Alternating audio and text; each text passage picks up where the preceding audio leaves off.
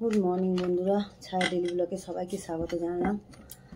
আজকে তো শনিবার, নিরামিষ। তাই যে টিফিন খাওয়া বলে বসে গেছে। আজকে না টিফিন বানায়নি, ছেলে মেয়ে বললো ওর পীর বাড়ি গিয়ে টিফিন খাবে। তা ওই জন্য মেয়ের পড়া ছিল, তা বললো পীর বাড়ি গিয়ে টিফিন খাবো মা। রোজই টিফিন বানাই, তা আজকে আর টিফিন বানাইনি। আর তোমাদের দাদাভাই সকালবেলা কাজে বেরিয়ে গেছে, বললো কখন আসবে এখন ঠিক নেই, এখন আসেনি। আর আমার একার জন্য টিফিন করি, রোজই টিফিন করে আর ভালো লাগে না, একদিন যেন একটু ইচ্ছে করছিল না। তাই যে ছাতু আর মুড়ি, চিনি দিয়ে নুন দিয়ে একটুখানি ছাতু মুড়ি খাবো।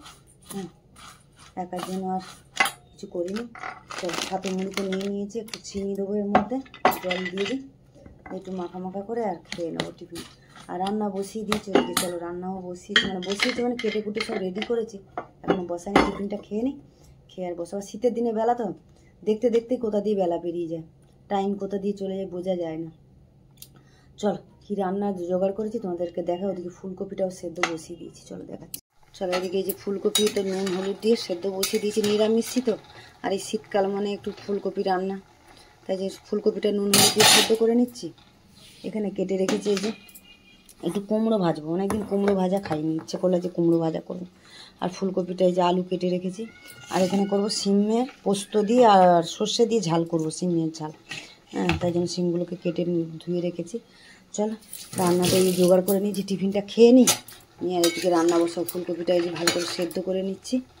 হ্যাঁ, চলো, ফুলকপিটা সেদ্ধ করে নিলে না আর গ্যাসটা হয় না, নাহলে ফুলকপি বাঁধাকপি আমি যাই রান্না করি একটু ভাপিয়ে জলটা ফেলে দিই, দিয়ে তারপর রান্নাটা করি। চলো, রাখি এখন। চলো বন্ধুরা, টিফিন তো খেয়ে নিলাম, খেয়ে যে রান্না চলে এলাম, রান্না বসাবো।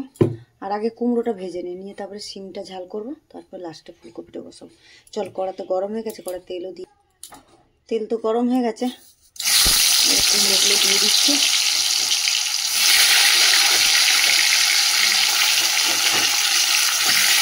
একসাথেই সবকটা দিয়ে দিলাম, হয়ে যাবে, হবে।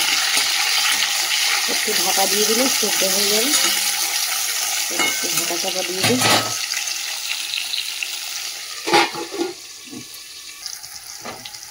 দেখো বন্ধুরা, কুমড়োটা তো ভেজে নিলাম, এই যে লাল লাল করে একদম ভেজে নিয়েছি। কুমড়োটা এবার তুলে নিই, এই তেলে সিমটা ভাজা বসিয়ে দিই। চল, কুমড়ো ভাজাটা তো তুলে নিলাম, আমি তেলের মধ্যে সিমটা ভাজা বসিয়ে দিচ্ছি। এর মধ্যে একটুখানি নুন দিয়ে দিচ্ছি, এই যে সিমের মধ্যে অল্প একটু হলুদ দিয়ে দেবো, নুন হলুদ দিয়ে ভেজে নিই। চল, হলুদ দিলাম, একটু নুন দিলাম, একটু ঢাকা টাকা দিয়ে দেবো, নরম হয়ে যাবে। দেখো বন্ধুরা, সিমটা তো ভেজে নিয়েছি, এবার তুলে নিই সিমটা। চলো বন্ধুরা, এই যে পোস্ত আর সর্ষে কাঁচা লঙ্কা নিয়ে নিয়েছি সিম পোস্তর জন্য। চলো, এটা বেটে নিই, ওদিকে তো সিমটা ভাজা হয়ে গেছে, এটা বেটে নিই। চলো বন্ধুরা, সিমটা তো ভেজে তুলে নিয়েছি, এই যে ওর মধ্যে একটুখানি কালো জিরে দিয়ে দিলাম, একদম অল্প একটু কালো জিরে দিয়ে দিচ্ছি। ফোড়নটা ভেজে নিয়েছি, সর্ষে পোস্ত কাঁচা লঙ্কা একসাথে বেটে নিয়েছি, এটাও দিয়ে দিল। এর মধ্যে নুন হলুদ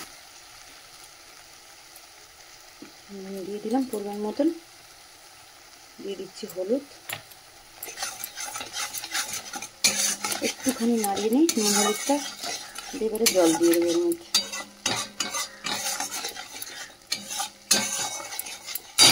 চল, জল দিয়ে দিই, সর্ষে পোস্ত বাটি ধুয়ে জলটা দিয়ে দিলাম। আর দেবো না, এটা ফুটলে সিমটা দেবো। এটা ফুটে গেছে, সিমটা তো ভেজে রেখে দিয়েছিলাম, দিয়ে দিলাম।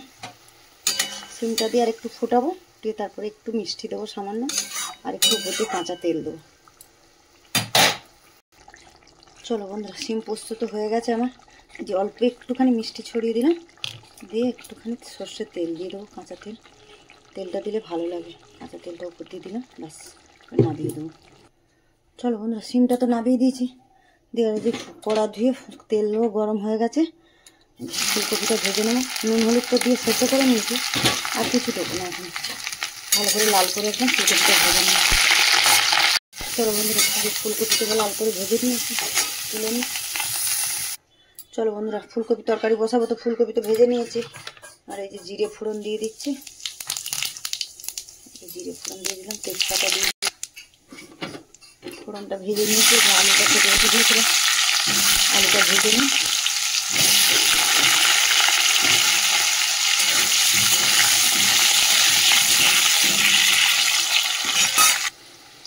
যে আলুটা তো ভালো করে লাল করে ভেজে নিয়েছি, এর মধ্যেই মশলাগুলো দিয়ে দেবো। এই যে মশলাটা জলে গুলে নিয়েছি, জিরের গুঁড়ো, ধনে গুঁড়ো, নুন, হলুদ আর কাঁচা লঙ্কা টমেটো বেটে নিয়েছি। এর মধ্যে অল্প শুকনো লঙ্কা একটু গুঁড়ো দিয়েছি, গুঁড়ো লঙ্কা। এই যে টমেটো কাঁচা লঙ্কাটা বেটে নিয়েছি, এটা দিয়ে দিই। ভালো করে মশলাটা কষাই। এদিকে ভাতও ফুটছে।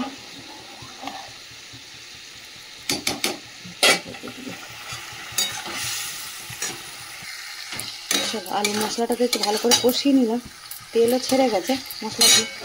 ফুলকপিটা ভেজে রেখেছিলাম, ফুলকপিটাও দিয়ে দিলাম। ফুলকপিটা দিয়ে আরেকটু কষাবো, কষিয়ে তারপরে জল দেবো। গরম জল রেখে দিয়েছি, ভাতে বসিয়েছিলাম, তাতে জল থেকে একটু বার করে রেখেছিলাম, এই জলটাই দেবো। ফুলকপি আলুটাও ভালো করে কষিয়ে নিয়েছি মশলার সাথে, গরম জল করে রেখেছিলাম, এটাও দিয়ে দিলাম। আর একটু জল দেবো, কারণ কপি তো সেদ্ধ হয়ে গেছে, আলুটা একটু শক্ত আছে, আলুটার জন্য আরেকটু জল দিলাম। ঢাকা চাপা দিয়ে দিই, সেদ্ধ হোক। চল ফুলকপিটা যে রান্না হয়ে গেছে, রান্না একটু মাখা মাখা ঝোল থাক, আমার ডাল করিনি যেহেতু, মাখা একটু ঝোল থাকবে। আর অল্প একটু মিষ্টি দিয়ে দিচ্ছি যে ফুলকপিতে, আর দেবো ধনে পাতা দিয়ে দিলাম, দিয়ে বন্ধ করে দেবো এখন। চলো রান্না বান্না শেষ, ওদিকে ভাতের ফ্যানও জেলে নিয়েছি, এবারে চান পুজো বাকি আছে। চলো বন্ধুরা, রাতে রান্না বান্না সেরে চান করে পুজো করে এলাম। আর এই যে খাবার বাড়ছি, খেতে দেবো। তোমার দাদাভাই কাছ থেকে এসছে, যে খেতে দেবো, খাবার বাড়ছি। ছেলে এখনো আসেনি, খেতে দেবো। আর আমিও বেলে নিচ্ছি। চলো, এখানে তো গরম গরম ভাত করেছি, আর যে শিম পোস্ত করেছি, এখানে ফুলকপি আলু একদম কষা কষা রান্না করেছি। যে এখানে করেছি কুমড়ো ভাজা, আর এই যে চাটনি ছিল আগের দিনে নিরামিষি চাটনি, ওটাও নিয়ে নিয়েছি, বার করে নিয়েছি। হ্যাঁ, চলো আজকের ব্লগটা তাহলে এখানেই শেষ করছি, দেখা হচ্ছে পরের ব্লগে। চলো টাটা।